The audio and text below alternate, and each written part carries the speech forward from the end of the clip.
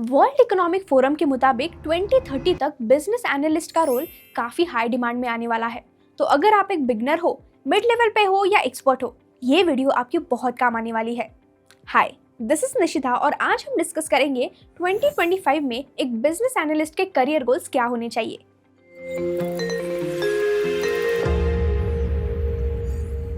Goal number 1, technical skill upgrade. मान लो आप एक ई कॉमर्स कंपनी में बिजनेस एनालिस्ट हो। आपके पास कस्टमर ऑर्डर्स, वेबसाइट ट्रैफिक और प्रोडक्ट रिटर्न्स का डेटा है। अगर आपको एसक्यूएल और एक्सेल का एडवांस नॉलेज है तो आप आइडेंटिफाई कर सकते हो कि कौन से प्रोडक्ट्स ज़्यादा रिटर्न हो रहे हैं और क्यों। But what if you upgrade your skill और आप पाइथन सीखते हो, तो आप मशीन लर्निंग मॉडल्स बनाकर कस्टमर बिहेवियर प्रिडिक्ट कर सकते हो, जैसे कि कौन से कस्टमर्स दोबारा शॉपिंग कर सकते हैं। वैसे ही अगर आप पावर बीआई या टैब्ल्यू जैसे टूल्स सीखते हो तो आप सेल्स डेटा और कस्टमर प्रेफरेंसेस को विजुअली प्रेजेंट कर सकते हो, जो कंपनी के डिसीजन मेकर्स को स्ट्रैटेजिक डिसीजन लेने में मदद करेगा। आज के टाइम में कंपटीशन बढ़ रहा है और डेटा ड्रिवन डिसीजन मेकिंग हर कंपनी के लिए जरूरी हो चुका है।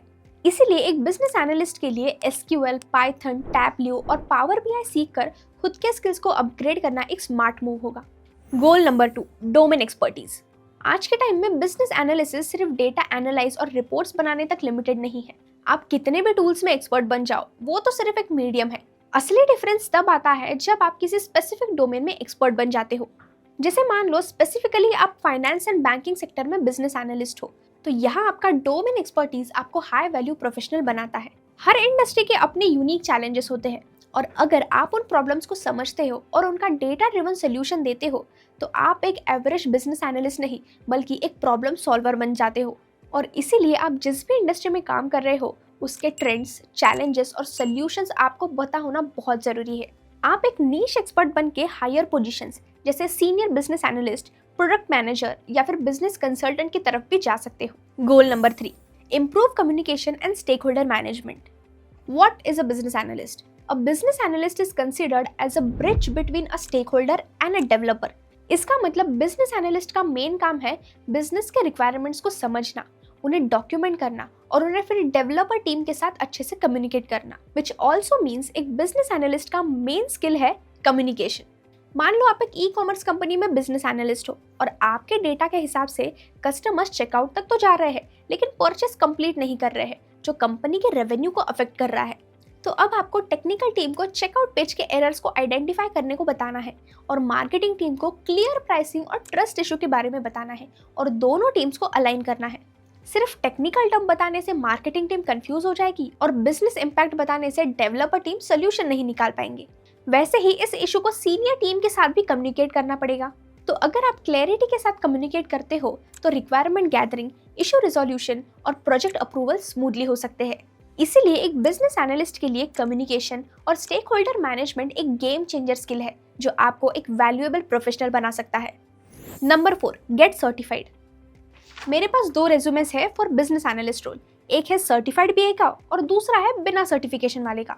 व्हाट डू यू थिंक, कौन पहले शॉर्टलिस्ट होगा? Of course certified BA.